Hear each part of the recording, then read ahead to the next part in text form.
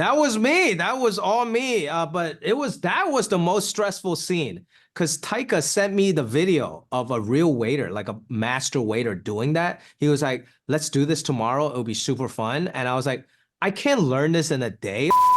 In Chinatown, nothing ever changes. Nothing exciting ever happens to me or you or anyone we know. I feel like I'm a background character in someone else's story. I think that's called being a loser. Shut up, man. Police are investigating a missing woman. The abduction may be related to reports of a gang war. Whoa, whoa, whoa.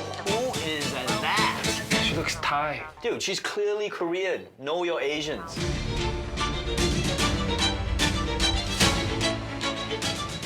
Hi, Jimmy. Douglas from Singapore. How are you? Hi, I'm good, Douglas. Nice to see you. I caught 5 episodes of Interior Chinatown. I can only say I don't know where reality ends and where fantasy begins. So I'm really caught up now. That's a great place to be. That's how I go through life. I don't even know where reality ends. Well, looking at Willis Wu's life on the show of moving from background player to leading man, does it mirror your own career in a way? It really does. I mean, I didn't even know I could be a background actor. I signed up for these background jobs. I was generic Asian man like Willis was. I played Chinese teenager number one. And then I became tech guy like Willis did, because that was like some of the only jobs that was available for us.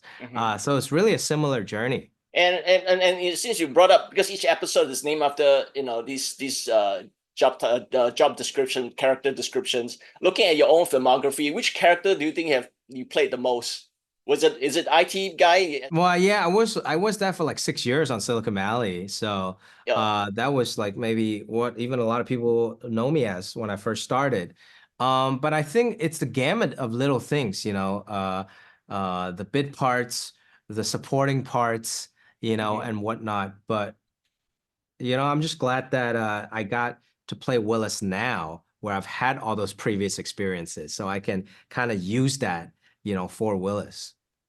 You got to play the leading man in Love Heart a few years ago on Netflix. And you mentioned you consume a lot of rom-coms to prepare for as your homework. So for Interior Chinatown, besides the script and the source material, what else? What were your other homework?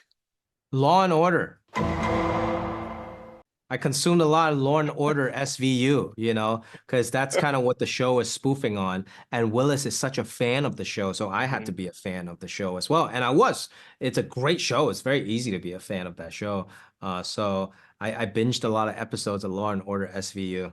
I binged a lot. My wife watched a lot of Law and Order as well, SVU. And as we were watching those old episodes, we realized many actors have appeared in that show. And have you auditioned for Law and Order before? I don't think I've auditioned for Law and Order, but I was on an episode Criminal Minds, like a similar procedural type show years ago. And yeah, I was on an episode of that. I did it. I killed them. All 6 of them? Yes. Abandon all hope, ye who enter here. Yeah, I did my homework. I caught the episode of Criminal Minds, and I'm just curious, what were your memories making that episode? I took it very seriously, as if I was in a big film trying to play a serial killer. So I went there like really prepared and real serious, because there was like my first like dramatic role that I get to play. And I had a lot of fun. They shoot pretty fast. Those shows, they bang out an episode every week, but it's just quality, and that's like classic American television, the police procedural. So it was cool for me to be part of that. And I feel like a lot of actors always have Law and Order, Criminal Minds, or NCIS on their resume as one of their first jobs. Well, Taika directed the first episode, and we heard so many stories about him, how he set the tone for the actors being fun and easygoing. So what is your favorite memory working with him on the pilot? Oh, so many. I mean, the scene with me and my dad, it's a very dramatic scene. And Taika just knew exactly how to emotionally help us get there and push the camera in the right moment, because he himself is a good actor. So he knows what an actor's going through. But at the same time, the scene when I first meet Chloe, when I'm taking her order, Taika has so many funny lines that he threw at us, and that made the scene really funny and unexpected. Like when I said, and she said, what's your special today? I'm like, crab. just crab. And speaking of Chloe, you were okay. This is another. You were a background player in Agents of Shield. Did she know that you were an Agent of Shield back She then? didn't know. I actually had 2 lines in Cantonese. I was Chinese teenager #1, Yeah. which could not be more generic. And I never get to meet her. I mean, she was the big star, of course. But I told her later on, and I don't think she even knew I was on that show until now. You play a waiter in the restaurant, and you did a lot of action on the show, a lot of fighting. And I'm sure you went through a lot of training. But I'm just curious of one scene that you did in the movie and on the TV show, which is the dining turntable where there's plates. Is that you or is that CG?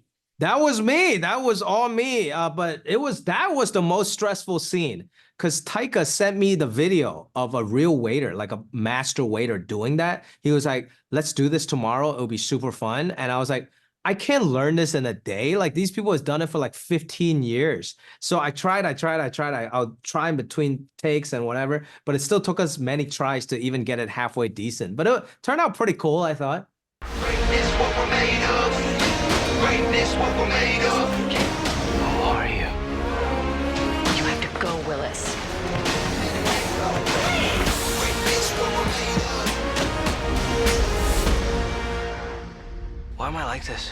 Bad at drinking? No, half dressed. Oh, yeah, I couldn't get your shirt off, so I just did your pants. So you Donald ducked me. Nice quads, bro. Greatness, what we're made of.